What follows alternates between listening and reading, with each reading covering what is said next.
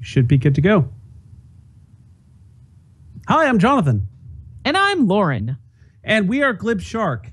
Jack is unfortunately not feeling great, so he won't be joining us tonight. But you can be sure that he will be here next week when we have Glib Shark / Late Night Jenga Jam's 500th episode. We're really looking forward to it. We're going to have some guests, hopefully, some surprises, hopefully. At the very least, it'll be what this show has always been. Friends talking to each other about stuff that matters. And, for example, geeky stuff like what the talented and amazing Obo Crazy is here to give us this week in Geek. How are you, Obo? I'm doing good. I'm excited about episode 500. And for those of you who missed it on the Twitter feed, and if you aren't following us on Twitter, you can follow us at Glibshark, or you can follow us at Dungeon Drunks to follow the Dungeons and Dragons and Drunks. Dungeons and Dragons and Drunks is taking a very, very short hiatus for a bunch of different reasons, mostly because it's the end of one chapter and the beginning of another, but also because we wanted to make sure that the 500th episode of Glibshark was Glibshark. You know, because math. Speaking of math and people who like math, NASA. So if you've watched any movies about space, or if you've read any books about space, you know that you can just get lost in space. You can die in space. Space, you're alone and is empty and cold and just vast, and you will never be found. Unless you're a spacecraft with a direct link to NASA, and then there's hope for you. That's right. A formerly lost piece of technology has been found. The Stereo B from the Solar and Terrestrial Relations Observatory mission went missing on October 1st, 2014, after losing contact with the team back on Earth. However, on Sunday night, scientists were able to re-establish contact after 22 months of searching when the Deep Space Network, which is NASA's tool for tracking space missions, was able to lock onto the signal. Now, in October 2006, Stereo B and its partner Stereo A, because, you know, names, not the strongest thing for NASA, but hey, science, they embarked on a 2-year-long mission to provide measurements of the sun's flow of energy to Earth. One was slightly inside Earth's orbit and one was outside, allowing scientists to measure the energy from multiple angles and eventually the far side of the sun for the first time. However, the team ran into a problem. One of the spacecraft was about to drift to the opposite side of the sun from the Earth. So there's going to be a 3-month period when communication would be impossible. Since the spacecraft were only designed to be in space for 2 years, this development was overlooked at the time of launch. Dan Ossig, who's the missions operation manager for the Stereo mission, said, quote, "The sun emits strongly in nearly every wavelength, making it the biggest source of noise in the sky. Most deep space missions only have to deal with sun interference for a day or so. But for each of these Stereo spacecraft, this period lasted nearly 4 months." End quote. Because the spacecraft was designed to reset after 72 hours without contact, the team decided to test it to make sure it could reestablish a signal with Earth during this reset period. Scientists figured it would turn itself back on. The team received a weak signal after the first reset, and that was the last time they heard from Stereo B until this week, when the Deep Space Network established a link with it again. In a report from December 2015, scientists hypothesized that the tests went awry because the sensor that tells the spacecraft how fast it's rotating failed, sending it spinning out of control. Meanwhile, the battery was powered by solar panels, which weren't able to get up enough energy because they were facing in the wrong direction, and things just went wrong. Now, just because they've managed to get communication with Stereo B, it doesn't mean it's completely out of danger. The Stereo team will plan further recovery processes to ensure that the spacecraft is working properly. The team has already spent several hours testing its vitals before powering it down to save on battery. This is a process that might take years. In 2019, the team will be able to use Hubble to see it and test its rate of spin and actually maybe do some course adjustments. But the fact that this thing was only supposed to last for 2 years and, you know, here it is several years later and they're like, yes, we have a signal, is kind of awesome. And I think it's awesome because space is awesome. Moving on from science to fantasy. Hey, have you ever wanted to own all of the movies in Peter Jackson's Middle-earth saga of craziness? I'm talking about all of the Lord of the Rings movies, all of the Hobbit movies, on Blu-ray in one giant collection that includes all the extended edition stuff, all of the behind the scenes material, and even a nice case to put it all in. I bet you do. Even if you're not a huge fan, even if you're just kind of a fan or a geek, you probably want what I've just described. And you can have it for $800. That's right. It also comes with a shelf to display it on, and a faux leather book, and the wooden shelf, and housed in a casing designed to look, oh God, it's $800. You can get the extended trilogies on Blu-ray by themselves for $125. But hey, if you want to go ahead and drop a rent payment on something other than rent, go ahead and get yourself the ultimate thing to display everything Hobbit and Lord of the Rings until Peter Jackson decides that he wants to make the Silmarillion, in which case I'm there because I want to see how that turns out.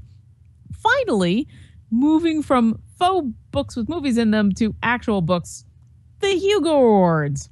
So the last couple of years, the Hugo Awards have been kind of a travesty for a lot of different crazy reasons, but mostly because there's a whole contingent of people online who decided that there were too many women and people of color winning, and that was a bad thing. And so they were going to take back the Hugos. And it's just, look into it. It's kind of crazy. One of the side benefits of crazy people trying to take over what should be the premier way for science fiction and fantasy writers to earn an awesome award is that the people trying to undermine the Hugos decided that they were going to nominate a book by Chuck Tingle.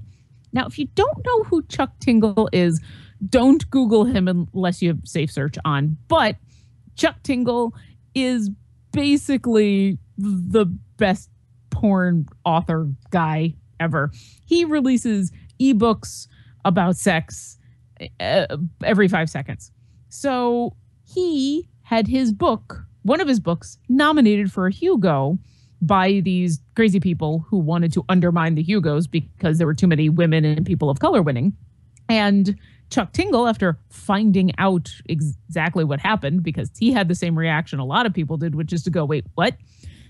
Decided instead of removing it from the nomination, he would push harder, faster, and longer, and then ask Zoe Quinn, who these people really hate, to accept an award on his behalf. It was just amazing. It was just crazy. Well, now he's taken his experience and done what he does best, which is to write a book around it. That's right. Tingle's already released an ebook after losing the Hugo Award to Niobe Kurtzer for Cat Pictures Please, Saturday at Mid-America Con, held this year in Kansas City. According to the Amazon description, pounded in the butt by my Hugo Award loss is the scintillating tale of an award-nominated doctor who finds out what it means to be a Hugo Award loser through lots and lots of sex. So here's the description, which I will be reading. It's the night before the Hugo Awards, and nominated author Dr. Chuck Tingle is brimming with anxiety. Of course, he'd love to win the most prestigious award in science fiction literature, but winning comes with a lot of baggage and responsibility. On the other side of things, losing would be devastating in its own right. All of this nervous tension comes to a head when Chuck is approached by the sentient physical manifestation of his potential Hugo Award loss and is forced to confront his future as a writer head on. Yeah, the pseudonymous erotica author's been having a field day ever since, you know, all these people have been nominating his stuff for best short story. And so he's been trolling them. He puts them in his books under different pseudonyms and basically embarrasses them. He actually bought the URL therabidpuppies.com, which is a reference to all these crazy people. And it's just sexy pictures of Channing Tatum. The whole thing is crazy. Look it up. And maybe not the porn, but look up the whole saga of the Hugo Awards over the last couple of years. If you've ever wondered why I've kind of stopped talking about Hugo Award winners and nominees, because I used to do that, this is one of the reasons why. And slowly, awesome porn people like Chuck Tingle are taking it back for all of us. And they're taking it back in the back. That's all for this week in Geek. I'm Obo Crazy, and I need to go buy something on Amazon real quick. I'll be right back. The world is indeed a strange butt-poundy place. And if you have an ebook, say featuring alien on human dinosauric erotica. You are familiar with Mr. Tingle. You can send that to Obo Crazy. Send her all of those links, every single one of them, to roosterteeth.com/Obo Crazy or on Twitter @Obo Crazy. If it is especially butt poundy, it'll get read live and on the air and then butt pounded. Yep, probably. So you are familiar with Mr. Chuck Tingle. I was just looking him up. Oh, he is awesome. He is, even if you are not at all into anything that he does, he himself seems like a super awesome guy and just weird. Yes, he is the guy who came up with gay dinosaur porn. Because why not? Because why not? Dinosaur erotica. Why not? Yeah, he is kind of awesome. I like all of his reactions to this craziness for the Hugo Awards. I like the fact that Zoe Quinn played along, was like, sure, why not? I'll show up, because how awesome would this be if he won and I got to accept an award on his behalf. So, but yeah, definitely look up his Wikipedia page, because that's fairly PG-13, kind of, a little, sort of. But not necessarily what I'm going to be interested in reading in the fall. I did have some more fun stuff, but I figured we could talk about it instead of me just blabbering on about it, because I do have a list of all of the science fiction and fantasy shows that are going to be happening this fall, and you know a lot more than I do about a lot of these shows. So I figured we could take a moment and peruse the TV guide. Yeah, absolutely. Let's do it.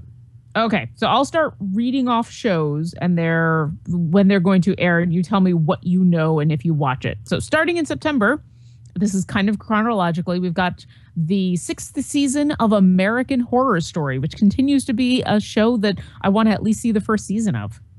Yeah, I watched the first 2 seasons. The third one kind of lost me, and I haven't really watched since. It is an interesting concept, a horror mythology that has like the same actors playing different roles. It's a cool concept. It's just the actual show didn't really speak to me after the first couple of seasons. Yeah. Although basically every time I hear about this show, I think to myself, I really want to see this. It sounds really good. And then they got Lady Gaga on, and she's apparently amazing. And next season is going to have Cuba Gooding Jr. on. I really need to just sit down and watch some of this show when it comes on Netflix. I haven't seen any of the Lady Gaga episodes or the seasons, but they got her for more than one. And getting Cuba Gooding Jr. isn't surprising. He was in American Crime Story, which was, I believe, about the OJ case, so, which it's by the same producers. So there were some actors from American Horror Story that were in that show. So it makes sense that he would cross back over and make an appearance there too. Nice. Moving on, a show that I feel super guilty about not being able to watch, Blind Spot, is going to be coming back.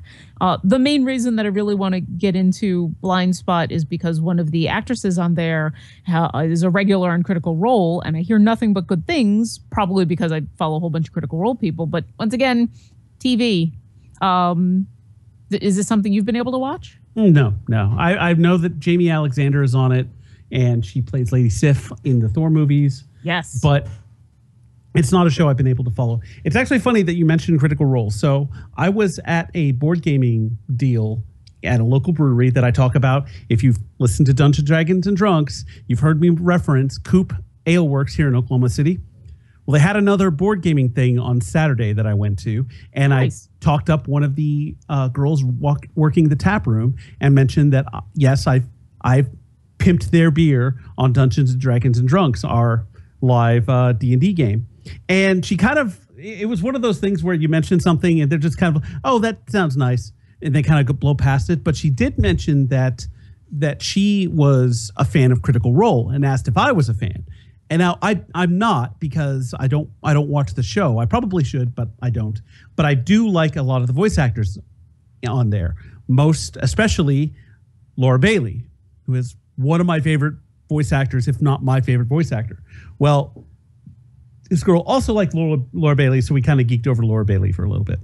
Well, Laura Bailey is worth geeking over. And for those of you that watch either Critical Role or Blind Spot or both, you probably already know this. Ashley Johnson is the one who is on Blind Spot, who I don't ever get to see enough of, but I just never watch the show. I should. Something I have never watched, Z Nation on Sci-Fi or Sci-Fi, because zombies, I'm kind of sick of zombies. Yeah, unless it's a really compelling property, and it's not gonna really make a difference to me. I'm aware of the show. I've never seen it. We've got Gotham coming back for a third season, which I continue to not watch, mostly because I know how it ends and I don't care. But, I hear varying degrees of good and bad. The first season was kind of tiresome, and that's what lost me. I do know people who have watched seasons after, and they seem to like it. So good for them, but it's not a show I'm particularly interested in. They also mention Lucifer, which I've managed to see 2 episodes of, I think. It was one of those where Luke was watching it and I came home and kind of half watched an episode or 2. And I really like Tom Ellis. I think he makes he's a very engaging actor. The 2 episodes I saw, I thought he played an excellent Lucifer. It was just, once again, one of those shows where I just did not continue to watch because I don't watch TV. Yeah, I've seen previews for it. Haven't watched it. Yeah.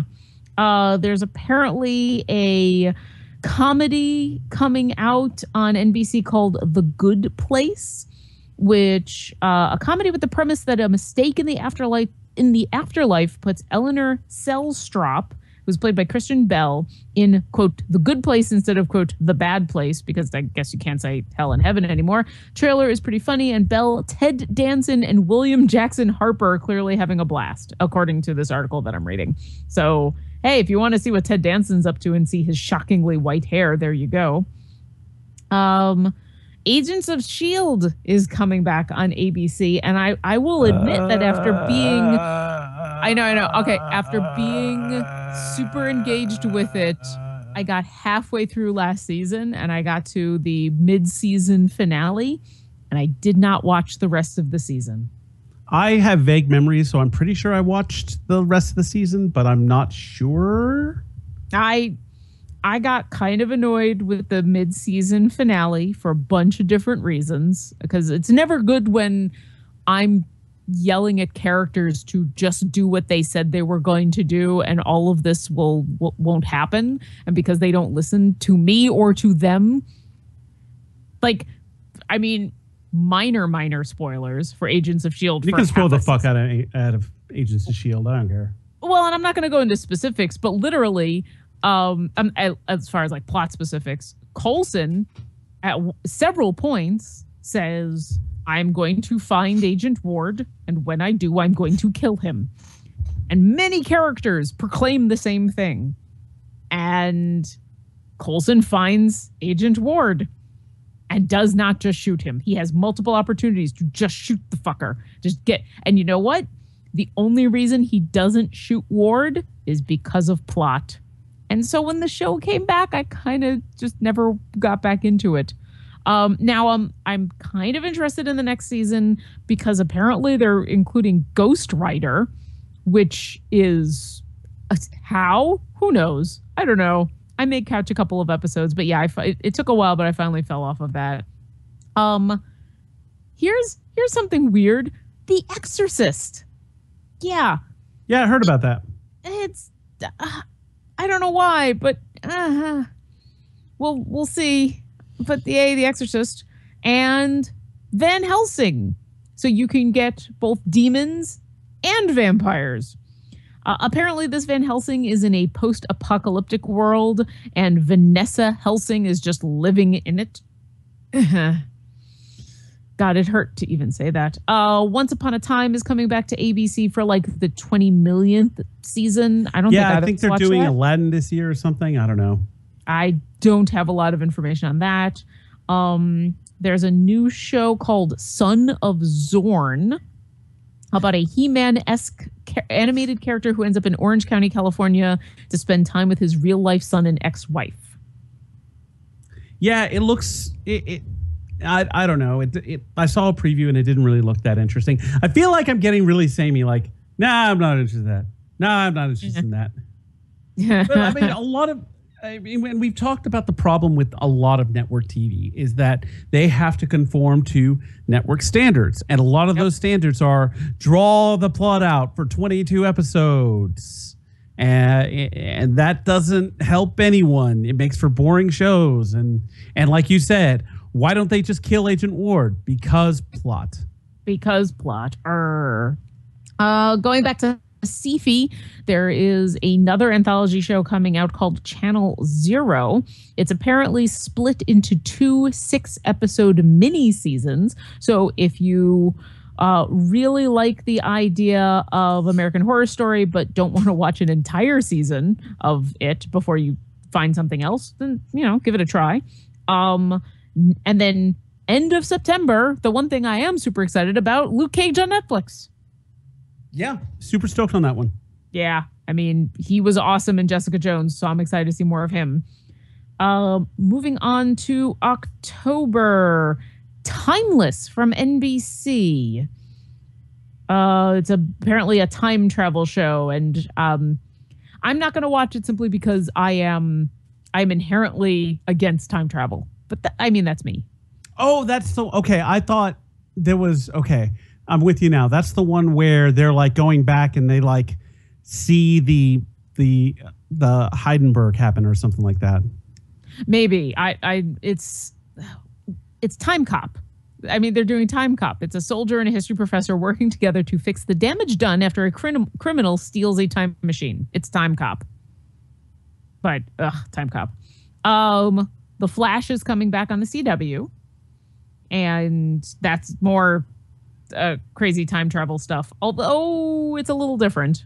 I have not been watching The Flash, but I've heard that it is one of the better CW shows, especially since Arrow. Yeah, it's better than Arrow at this point. Apparently, next season they're going to be doing the Flashpoint storyline, so we'll have to see how that goes because that's going to get a little timey-wimey. One exciting thing about both this, and I don't know if you're going to mention Supergirl, is Supergirl is moving over to the CW, and they not only have Superman being featured in Supergirl, which hopefully it's actually an interesting Superman, but they're going to be a lot more crossovers supposedly, which I'm really excited about. Yep, Supergirl's coming a little later in October, and it's gonna go to the CW, so that'll definitely be interesting. Arrow, the aforementioned Arrow, is October 5th, and I'm still uninterested in it, but I really like Stephen Amell. I think he's a super nice guy, so I tell people go watch it because he's awesome. Another time travel show called Frequency coming out on the CW. It's based on the 2000 movie, and apparently it's the same plot except instead of a young man, it's a young woman in the main as the main role. And time travel, nope. Legends of Tomorrow on the CW, because the CW is apparently the place in October to see anything sci-fi. And Vandal Savage is apparently showing up, so that could be cool. How? Okay. I won't say anything more. I will just make vague noises of confusion. I can't tell you anything. I haven't seen it. Supernatural is coming back for a 12th season, and if you aren't watching it, you're not watching it. And if you are watching it, I don't need to tell you anything about it. It's been going on for forever and a day. The best things about Supernatural you're going to see on Tumblr in GIF form. There you go. Wise words about most of the shows we're talking about, actually. USA is putting out Falling Water, which it's a show about 3 strangers who discover they are all dreaming a different part of the same dream. Which, whatever. A lot of these shows are going to have to do a lot to get me in. Like Mr. Robot, which is also a USA show. I finished the first season. It was really good. I don't normally do this, but I'm waiting for the second season to get done so I can watch it all at once. Normally, I'm not like that. I try and consume stuff as they come out. But for Mr. Robot, I think I'm going to wait. The first season was really, really good, though. Yeah. Apparently Fox is doing the Rocky Horror Picture Show live, which I didn't even really know about until recently. Fox's version of the cult classic is using the original script with direction and new choreography from High School Musical's Kenny Ortega. And I mean, you're either excited about that or you're not. There's really no selling it. I am intrigued, but it's going to be hard for me to get over the original. Netflix has the new season of Black Mirror, which is another anthology show, which is a show that I keep hearing really good things about specifically from the Rooster Teeth podcast. So I should really give that a try. Along with all the other things, I should really give a try. Let's see. Oh, more Vampire Diaries on the CW because, 8 seasons of that. BBC America is putting out more Dirk Gently's Holistic Detective Agency. That premieres at the end of October, and I'm willing to give that a try, even though I'm a little nervous about anything Douglas Adams, because I feel like adaptations are difficult with his sense of humor, but it's the BBC, so if they can't do it, no one can. And finally, the perennial favorite, The Walking Dead on AMC, comes back October 23rd. And that is coming off a big cliffhanger. And apparently spoilers are already out for the resolution of that cliffhanger. I have not seen it, but I'm assuming they're sticking with the comic books, which I am spoiled on. So I think I have a good idea of how that is going to resolve, but we'll have to see. Yeah. So Walking Dead, they've, because I haven't seen any of the show, I remember reading at least the first couple of comics when it came out. I had heard that Walking Dead deviated quite a lot from the comics, but they've come back around? Yes. They've sort of done they went around the comics a bit, and now they're more or less back on track. There's still things that need to happen. And so I'm pretty sure I know where the season is going to go, because the last season stuck to the comics pretty faithfully. I mean, they did some other things because there are characters that are alive in the show that aren't alive in the comics, and there are characters in the show that aren't even in the comics. Mm-hmm. And they lost a couple of characters before their deaths in the comics in the show because of casting stuff. Yeah. Yeah. So Game of Thrones style stuff. Yeah, exactly. Yeah. Now, Game of Thrones, I wish that was coming back in the fall, but I guess I'll have to wait a little bit longer for that. Yeah, and honestly, I'm fine with waiting if it's going to be good. And there's something you can't control the weather, so that it's understandable that it would cause a bit of a delay. Yeah. No, I totally agree with you. In movies, TV, video games, everything, I would rather have it delayed to get it right. I'd rather wait. I was just actually listening to some podcasts, and apparently the next Final Fantasy game got delayed by like 2 months, which is not it's not a lot of time when you really think about it. That's a very small amount of time in the grand scheme of video game development, but people are freaking the fuck out. Which I don't understand. I've heard a bunch of stuff from the patch, and they were taking a little bit more even tone for it. But yeah, it's not like that's forever. It's not like it's being delayed a year or anything like that. I could almost understand a year more than 2 months, to be honest, because the difference, a year, at least you're still releasing in the same part of the year. But 2 months, you're completely shifting almost what quarter you're releasing in. But, this one is getting released on the Xbox One, like the last couple, correct? Yes, I believe so. All right.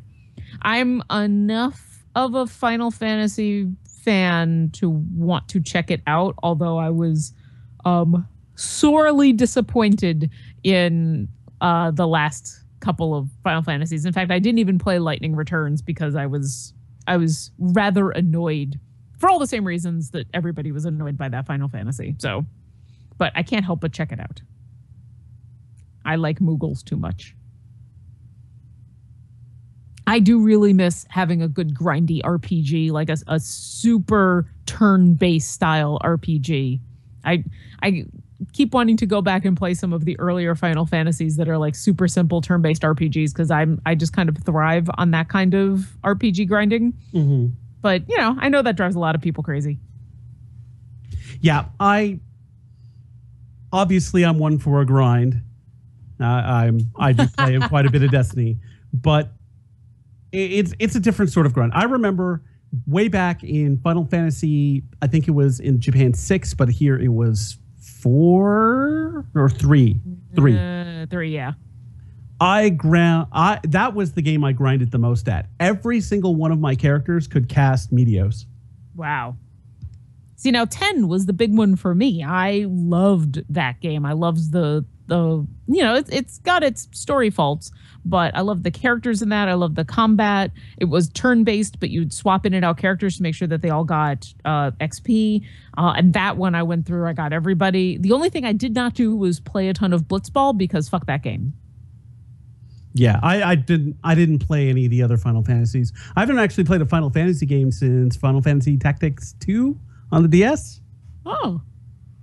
Well, 10 is still, I know this is heresy in the world of Final Fantasy 7, but 10 is still my favorite, with 1 and 7 being a close tie for second. But the more recent ones, they're less turn-based at all or even action. They're just hack and slash in a way with some RPG elements. So, and I saw a bunch of the trailers for this most recent one, which seems to be a boy band thing, which is very Japanese RPG or JRPG. So that it doesn't surprise me. So I'll have to see more information about the combat, but I kind of want to just go play 10 again. Yeah. Even though I'm sure the graphics will be horrible. So what else is happening on TV, or was that it? That was pretty much it. It was just what was coming through September and October. Once you get into November, then you get into mid-season replacement kind of stuff. So I don't have a list for that. It ended in October. Yeah. Well, I have not seen any movies recently, and I'm probably not going to for a little bit. I just can't think of anything that is coming out that really like captures my interest. I was a little curious about Sausage Party, just to kind of take it in and see how ridiculous it actually was. Yeah. But I haven't forced myself to do it. Also, I have heard rumors that the animation staff was incredibly ill-treated. They just were not treated all that well. See, now I just recently, as in yesterday, got told about Kubo and the Two Strings. Have you seen the trailer for this? That is one movie that I want to see. Yes, I have seen trailers for it, and our good friend Lauren Doodles Crozier mentioned that she went to see it and loved it, and it is definitely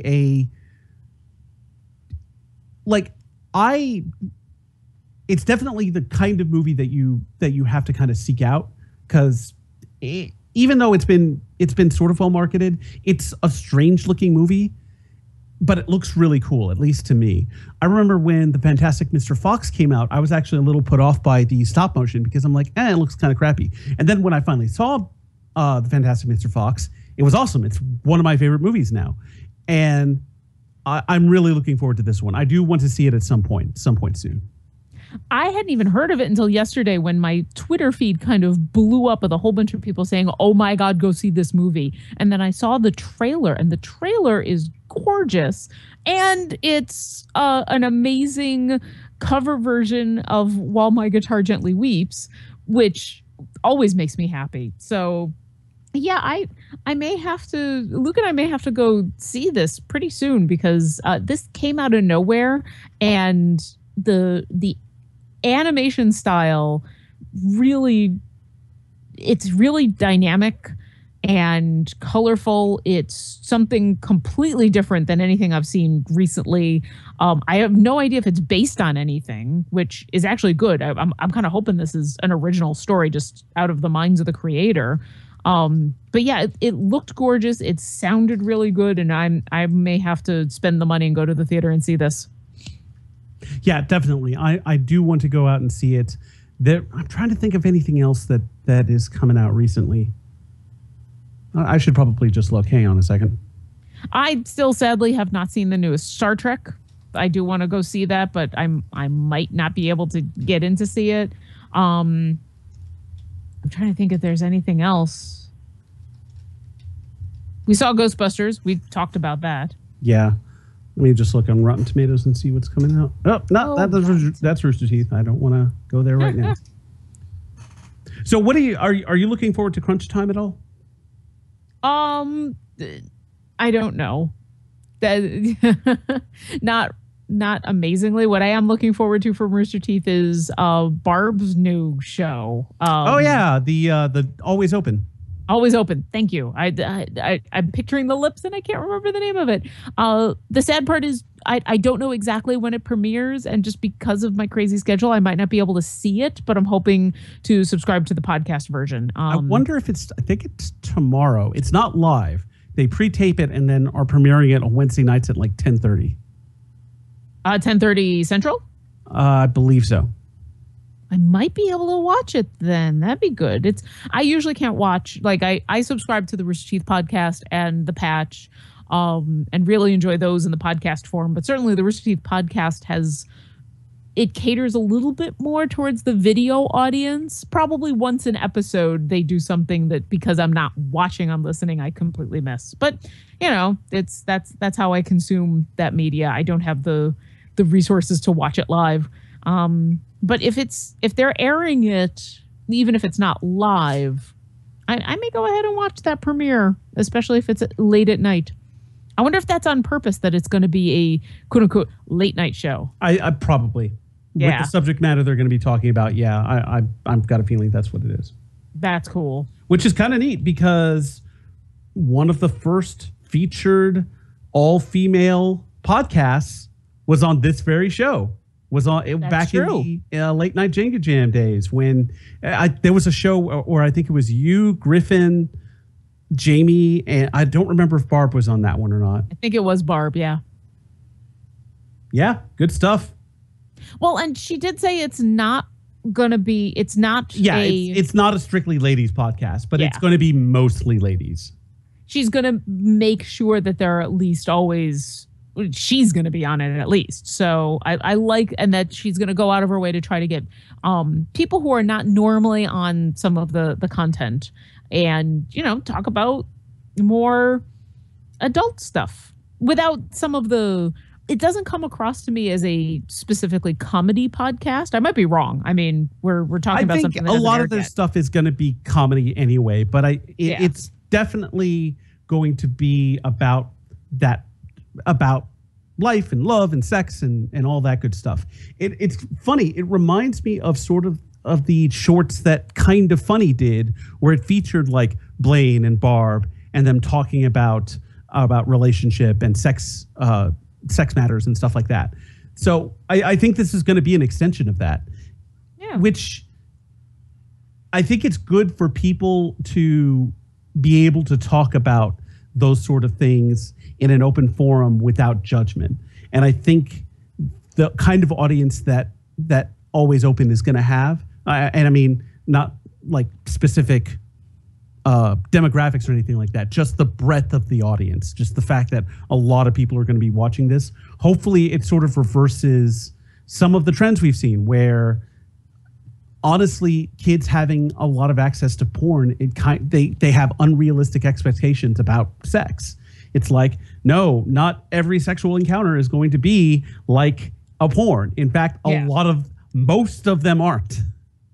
And and I like that the show is going to talk, like, Rooster Teeth podcast will talk about all of the stuff that they'll probably talk about, but their goal is to find the funny.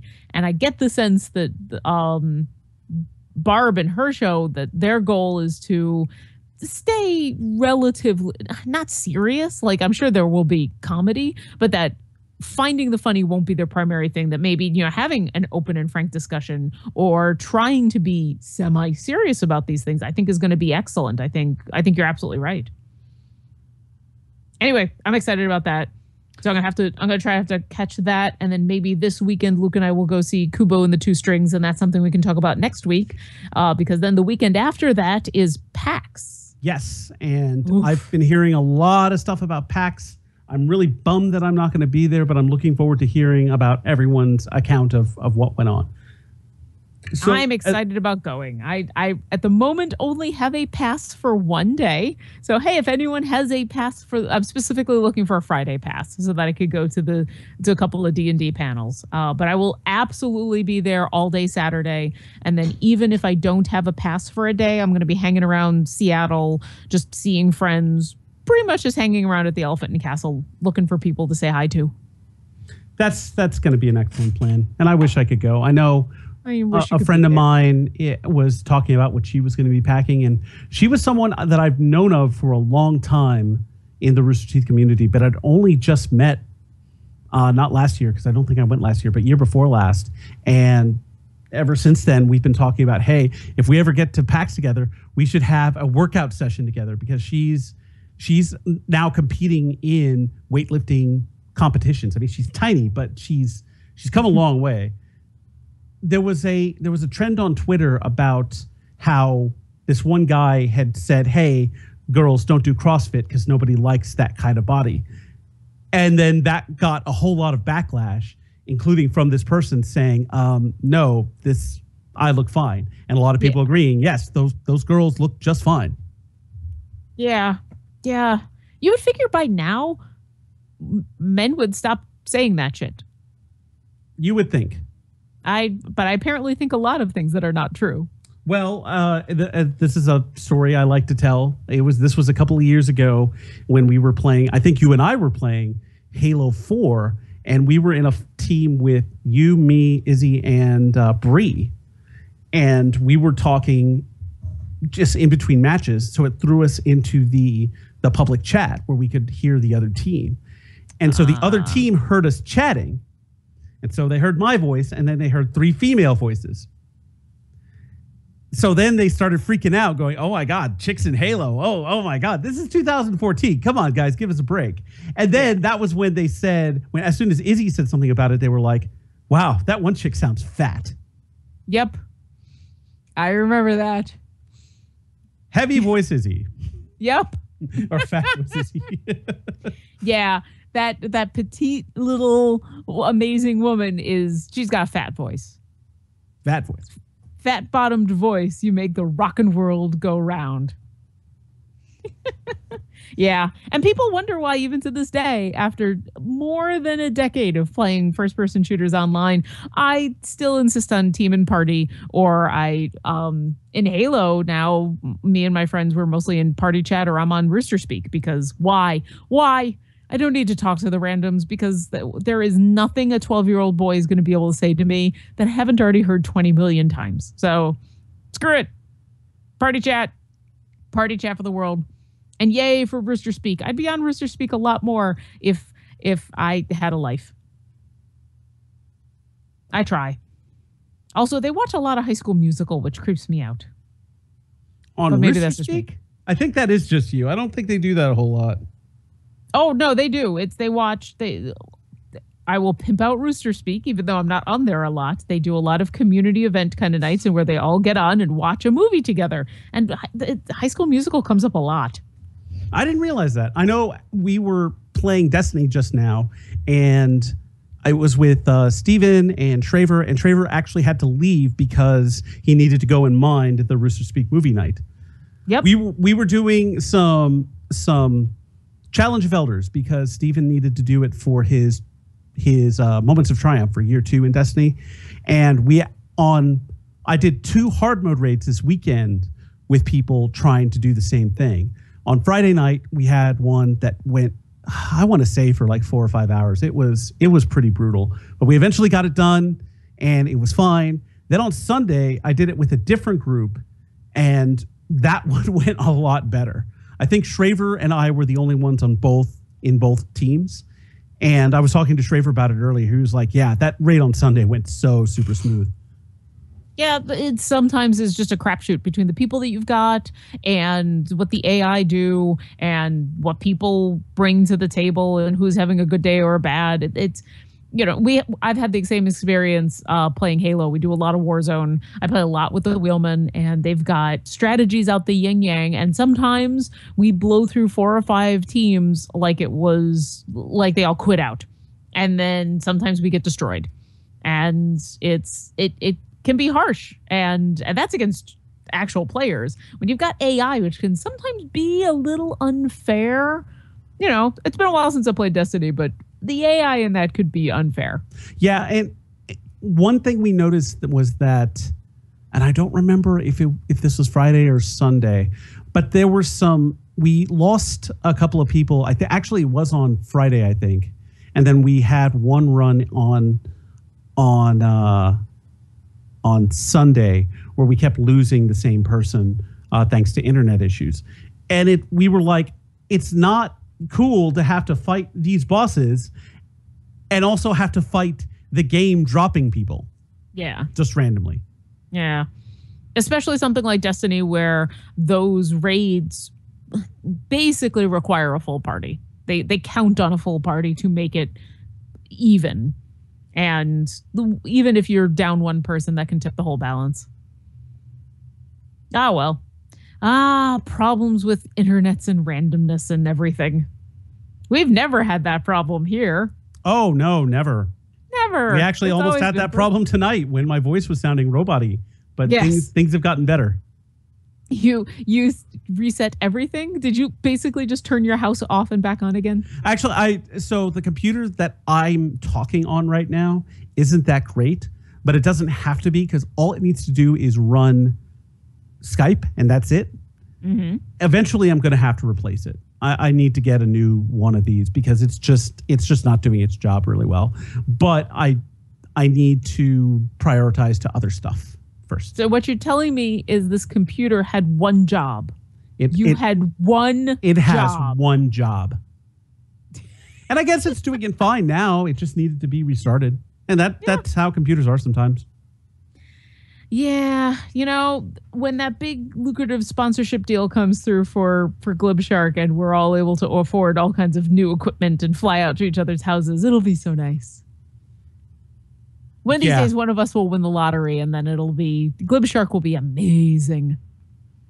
We will have all the things. We will stream all the time. We will do events all the time. We will have awesome prizes all the time. Yeah, it would pretty much, it would solve everything. It would make everything awesome. Yeah. Those that say money doesn't buy happiness, they're liars. They're absolute fucking liars. I want money. It'll make me happy. How does that saying go? Those who say money doesn't buy happiness have never been unable to afford food. And food makes me happy. God damn it, now I need ice cream. I have ice cream. I'm probably going to go get some after this with some lemon Oreos. Ooh. See, I always give in a mint chocolate chip. Every time I say, we're going to get something different, and then I see the mint chocolate chip.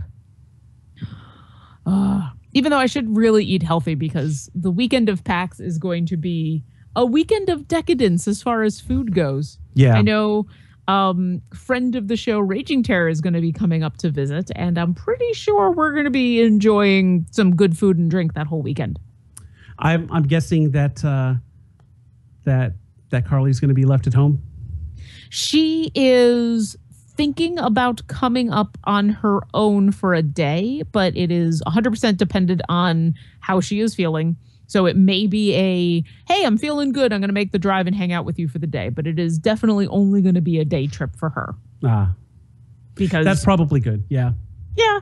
So we'll just keep it open. She's thinking about Saturday because that's a good day to come up. And if she does come, it'll probably be a lot of her hanging out at the Elephant and Castle, just saying hi to people. But yeah, it's for her, it's going to be 100%.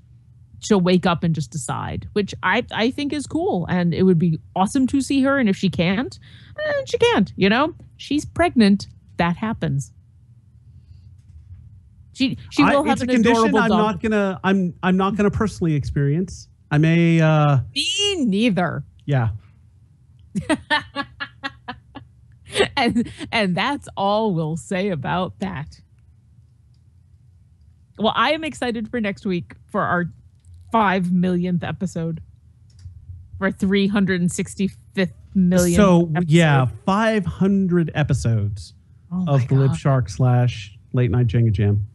That's at least 500 hours of content and more, because we average an hour and then a lot of our stuff goes over. So, and that doesn't even count what we used to put up on the Buttcast channel. And that also doesn't take into account weeks in where we've had 2 episodes in a week, like when we've been doing Dungeons and Dragons and Drunks. And It doesn't count Stephosaurus tapes from the early shows. It doesn't count a couple of random lost episodes. It's I mean, realistically, we're well over 500, but as far as the counting phenomenon goes, 500 episodes. So hopefully we'll have something fun, and if not, we'll just do This Week in Geek for an hour. Why not? Yeah, it's like it's one of those deals where we don't need to do anything special. If all we did was just yak just with ourselves, that's fine. That is absolutely fine. We should spend the entire episode planning episode 1000. How many? Okay, wait. 500 episodes. So we've been going, this will be 10 years in November, and we've hit 500. So our 20th anniversary averages out to about 1,000. Are you ready for another 10 years? Absolutely. With you guys, no question. Aw. Well, okay, we're just gonna have to end it there because now I'm all feely. I'm all the feels. Our sound guy is me, Jonathan Allen Cerna. I think that might be the first time I used my middle name, and I'm not sure why I did. Oh well. Oh wait, so Allen or Allan? Allen. Ah, interesting. And joining us as always is Obo Crazy, aka Lauren Urban. AKA Lauren, and since we're sharing our middle names, Rachel Urban. Ah. There you go. I've now admitted publicly to a middle name that I really don't like. And we'll have to ask we'll save that for another time. But okay. But not being here at this point is the man who started this all, Jack Jengaship Edithil. And our titles are read by the inimitable Ball. Our music is by Linnea Boyev. And on behalf of all of us here at Glib Shark and Late Night Jenga Jam and all the projects we've been involved in, thank you so much for spending some time with us. We love doing this for not only for us, but for everyone else. And you can check us out at Glib Shark. Find her at Obo Crazy, me at @wrote_block, and him at Jack Edithil. Find us all on Twitter. Follow and like us on YouTube, and subscribe to our channel because that's where a lot of our episodes are coming out now, and it's a great way to listen to it as well. And you can also follow our other project, Dungeons and Dragons and Drunks, the vastly successful and hit live show at RTX, Dungeons and Dragons and Drunks. We're coming back with that second chapter. Stay tuned for when that premieres.